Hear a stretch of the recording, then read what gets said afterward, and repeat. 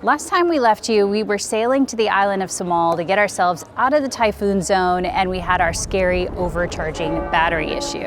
Oh, fuck, it's the battery. And while we just posted that video 2 weeks ago, in real time, that was 4 months ago. So yeah, we got a lot to catch you up on. And unfortunately, that was just the beginning of our issues. Clearly, we're not in the Philippines anymore and we're not aboard Curiosity. I gave you 5 guesses to figure out where we actually are. But before I fill you in on the where and why of all of this, let me catch you up on Curiosity. So this year has not gone as expected at all. But then again, it never does. And sailing is an unpredictable lifestyle at best. Just ask any boater, they will tell you there is always something.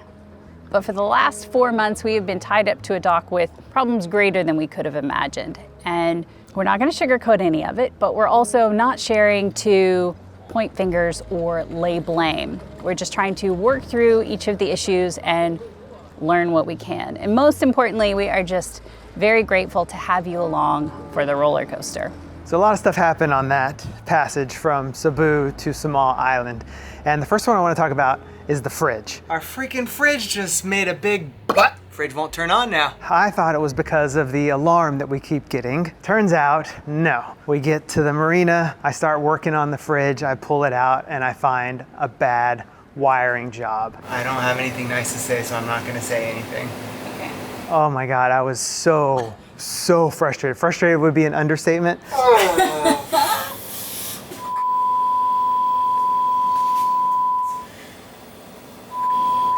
HH did replace the vent, so the fridge would have more ventilation. They replaced the circuit board because that's what Vitafrigo said was the problem. Anyway, I got the fridge back up and working, which is good, but the fridge is not working as advertised because I still get the stupid alarm. Oh, and it always happens in the middle of the night. 3 a.m. It's like clockwork. Stupid fridge.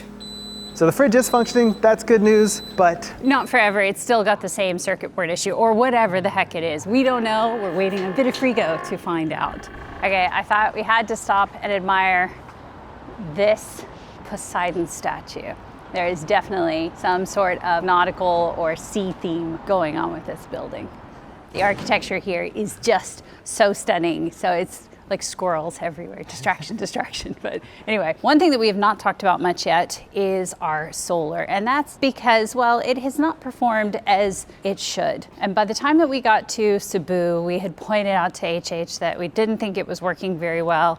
And it started showing signs of delamination right around the edges. So it was like the top coat was starting to separate, and it wasn't real bad yet, but in Cebu, over that month, it started getting more bubbles and spots on it, and then by the time we got to Samal, it was like jelly underneath your feet. This is solar panels midday, showing how jelly-like they get.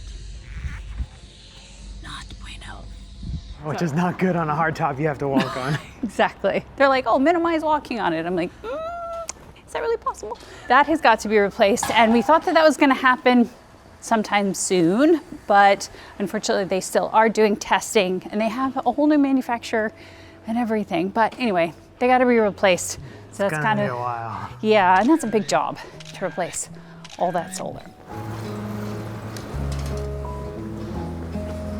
All right, now we're about to get into the big stuff. And to be honest, my fingers aren't quite working right. My mouth is not really functioning. We're not very acclimated to the weather yet. So we're gonna go inside where it's warm. So this is our little Airbnb. It's nice and warm and homey in here. Been sitting at this table a lot, just editing. Okay, on the passage, definitely our #1 scariest thing that happened was the battery overcharging event. And it kind of blew me away how many people commented saying, lithium batteries are so dangerous, and that's what you get for going with bleeding edge technology. And I gotta stop you there. I gotta be totally clear. It was 12 volt AGM batteries that overcharged. It had nothing to do with our lithium house battery bank.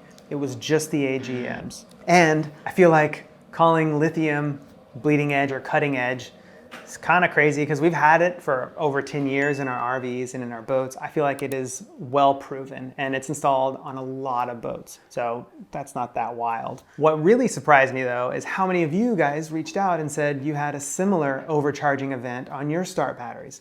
And most of the stories had to do with what I'm going to call a dumb alternator. It's the alternator. Oh, thank you very much. Yes, don't drink it yet. It's going to be too hot. Okay. The alternator that is installed from the factory on a diesel engine. It's just a basic alternator. It doesn't have any sort of temperature control or any sort of monitoring software built into it. It's pretty much a dumb alternator.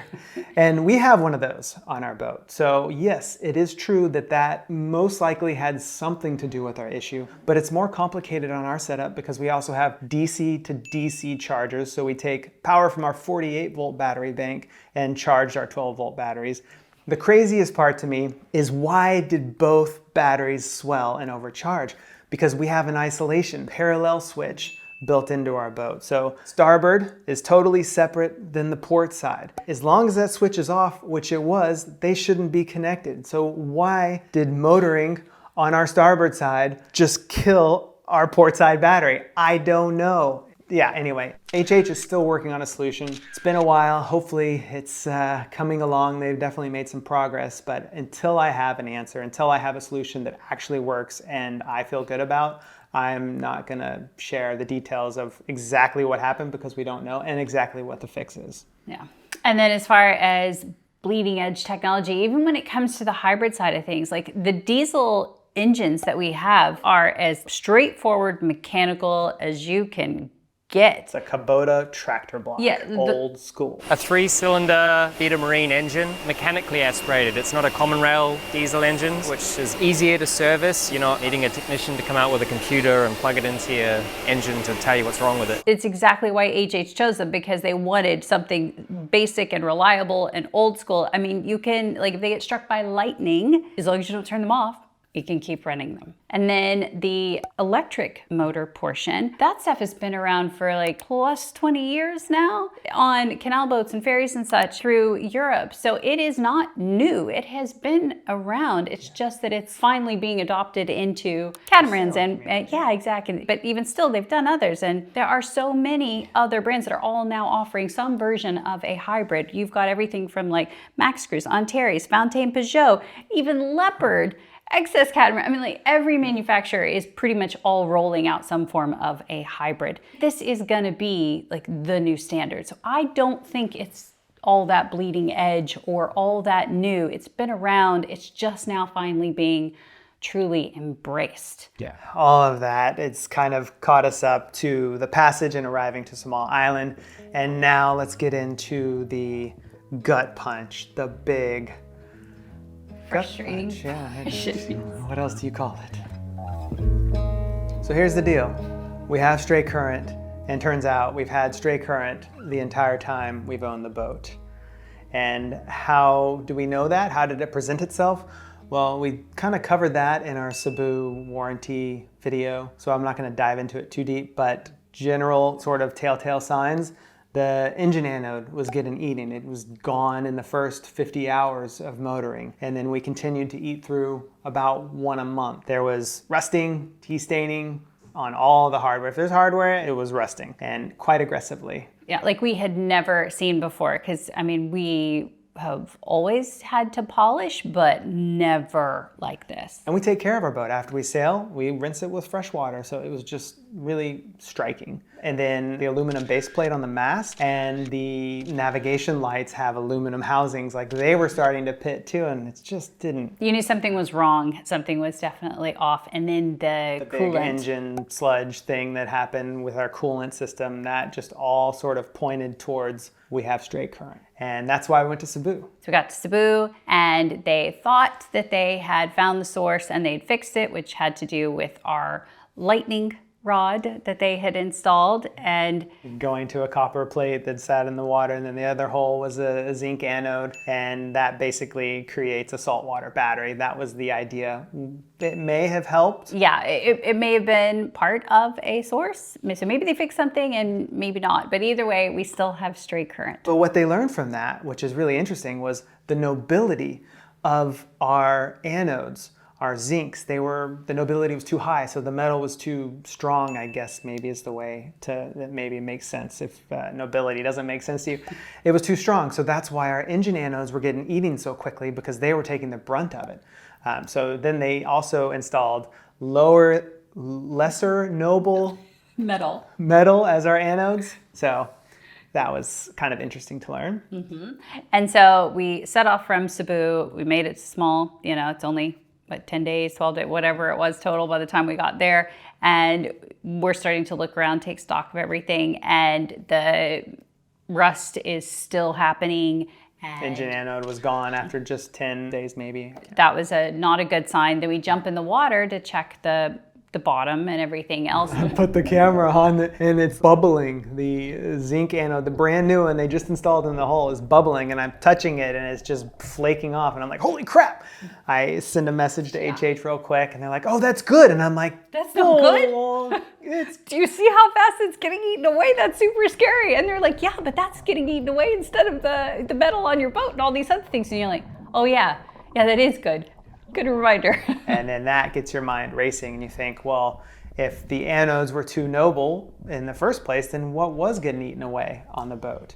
So we started really trying to dive into cleaning up all the rust stains and having that all polished up and cleaned and really inspecting everything. And that's when we made two very big discoveries. Yeah, while we were on the paddleboard going in underneath the boat and checking everything, we saw the anchor has pitting in it. And it's quite a lot of pitting, fairly large spots. And I sent a photo to Rachna, who makes the anchor, and I said, what do you guys suggest? Can we do anything about this? They said they'd never seen anything like it before. They also said they would not trust that anchor. Oh, one of the telltales that I feel like I should tell you is when we were at the Cebu factory, we noticed some patina or iridescent, discoloration on the shaft, and it just looked like it had to be polished. So that was maybe our first telltale sign, but we couldn't see the bottom because the anchor was on the ground. Obviously, if you see pitting, it's not good. Yeah, not good. And so once we saw that on the anchor, then we're like, whoa, crap, okay, gotta inspect the chain. Here's what it looks like before we cleaned it. You can see in these corners, it's got, I don't know, wearing. Thank you, shop and welding class in high school, because one thing that I know is that your welds or your seams are always going to be your weakest point. So I really got in there and started cleaning those up and poking around, and sure enough, there was pitting on all of the chain links. So it was shocking, to say the least, just because when you see something that's been eaten away that fast and that aggressively, and that's what you trust to hold your boat in place until you don't float out to sea or end up on the rocks, it was just a little bit of a shocker, and thinking, okay, if this is what the anchor and the chain looks like. What about the shaft? What about the prop? What about the rigging? What about the bolts holding? Any and everything, and all your deck hardware, you're just thinking, I have to look at every single bit of metal on this boat now, because otherwise I won't be able to sleep at night, because is it safe? Am I okay? So your mind just goes nuts. Well, our minds went nuts, and quickly became very overwhelmed and very frustrated, just because it's a brand new boat, and it's this is our home and our dream and everything that we've worked for years to get to. Everything we own, it's our business, it's our life, it's And so, to watch it suffer or to see it suffer, it hurts you from the inside. So after a couple of months of back and forth, HH did eventually send down two guys to try and solve the overcharging battery issue and to track down the stray current. And they did do a lot of work, and they did try. It was a valiant effort, but unfortunately they were sort of just hitting a wall. But they fix one thing and then another thing would show, Yeah, so the stray current wasn't going away, not completely. But the one good thing from that trip that they did figure out, it is emanating from the engine. So at least they had that down. They have a pretty good idea of where it's coming from. It's just how to make it go away. So they needed to take some more time, gather their findings, go back to the factory and do some more investigation. Stray current can be difficult to track down, but it's not uncommon, and it's not exclusive to anything really. It can happen to any boat. It can happen at any time. Oh my gosh, the perfect example is this YouTube channel called Acorn to Arabella. They had stray current, and they have a beautiful handmade wooden boat with a standard diesel engine. They got the attention of Nigel Calder. We've got a stray current problem. With the engine on? Yeah. which is a big deal because he is like... Literally wrote the book on marine electronics. Exactly. And so he came over and was helping them try to track down where the stray current was coming from. And even with that, at the end of the day, they found a couple of things that could be the source. He tells them, you know, make those changes and then you test again. So it sort of is a process. And the only reason that our boat has caused so much drama and so much damage is just because it's taken so long to properly diagnose and fix. And until it is properly diagnosed and fixed and they've got it all solved and all the damage that it's caused repaired, then we don't really have a vessel safe for heading out to sea, which is why we are stuck at the dock. And how we ended up here. We decided to take a break from the boat for mental health because this whole situation has been extremely stressful. And our sailing plans have all been shot. They've gone out the window. We've spent the majority of our first year of ownership tied up to a dock, troubleshooting instead of sailing. Plus, we needed to give HH some time to solve the issues because this is a warranty issue. We can't go mucking about or making changes ourselves, otherwise we risk voiding our warranty. So we need to let them handle it to a certain extent because it doesn't mean that we just sit on our hands and wait. Like, we have been doing tons of research and talking to specialists and experts of all fields. Yeah, trying to get helpful information or try to help push the process along a little bit. And collectively, we've made progress. Yeah, and once there is some sort of a solution, then we will definitely share the full extent of everything at that time, because that's where the real education comes in. That's where we all get to learn something that we hopefully can avoid in the future. Yeah, everybody can learn a little something from what's happened, hopefully. And HH has said they will make it right, and they've offered to extend our warranty for everything that is related to the stray current. But we will see. So what are we doing now? And what's next? Well, funny story. After we realized that obviously this was all gonna take more time, I looked at Jason and I said, okay, is there anything on your bucket list? Anywhere you've ever wanted to go, or something you've wanted to do? Non-sailing related, of course. And I thought for sure, I was like, all right, this is a thinker. We're gonna have to like mull this one over for a little bit. Nope, he had an answer right away. Boom, right off the top of the head. I want to taste the undisputed best beer in the world. And that's kind of always been on my bucket list, so. Which I didn't even know was a thing. It was a spontaneous trip to the land of spontaneous fermentation. This is not the undisputed. This is not the undisputed best beer in the world, but that's a spontaneous fermented beer. Anyway, I got quickly educated on that it existed, and it was made at an abbey in Belgium. And I thought, well, I mean, I do like Belgian beers and I can't really argue with that. So, okay, fine. We quite literally, like booked within a few days, booked a trip, booked a flight. And here we are. We found ourselves a boat so that we could explore this beautiful country. The way they did back in the old medieval days. Medieval days, yeah. I mean, with a bit of a modern twist, but you know, still similar. Those will be coming up in our next videos. Oh. Yeah, and then after that, we are going to Metz, which is the biggest B2B like it's big show. International marine show, and it's essentially where like all the builders go and all that kind of stuff. Lots of new tech and everything. Lots of tech and gear and all sorts of cool stuff that we're excited about checking out. I've always wanted to go because everybody says like it's the best place to go for all the new stuff. And we're hoping to find some solutions like related to stray current and tracking and monitoring and all that kind of stuff. So. There was some interesting products at the show. So yeah, we got a lot to look into, that's for sure. That's the plan. And after that, like... we have absolutely no idea. Maybe the boat is gonna be ready, maybe not. Maybe we got more time to kill. We don't know. It will be a surprise for all of us. Yeah, jeez. Thank you for sticking through this with us. And we will see you next week. See you next week. Bye.